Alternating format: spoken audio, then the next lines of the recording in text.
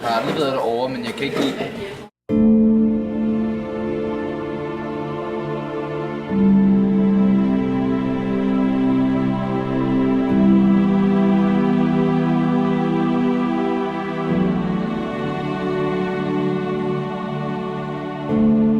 Altså, der er mange, der synes, at KG det er sådan nogle, der bare ikke er kloge nok til at gå andre steder, og at det er sådan nogle, der ikke er engageret, og at de kun er landet der, fordi de ikke kommer ind på deres festivaliteter. Det er de psykiske fordomme, men det betyder jo ikke, at man står inden for dem, bare fordi man er her.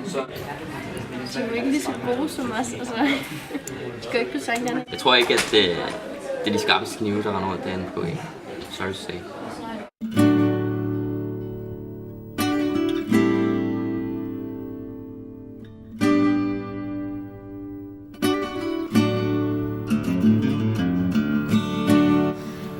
Jeg vil ikke sige, at vi har nogen fordomme.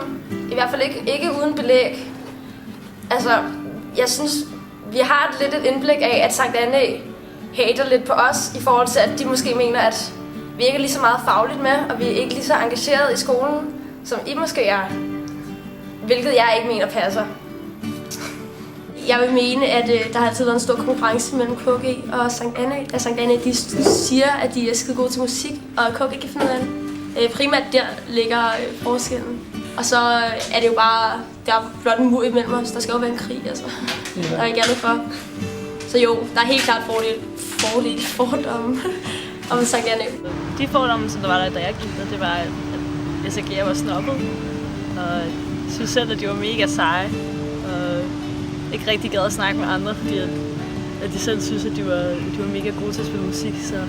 Så alle andre var bare lidt under dem.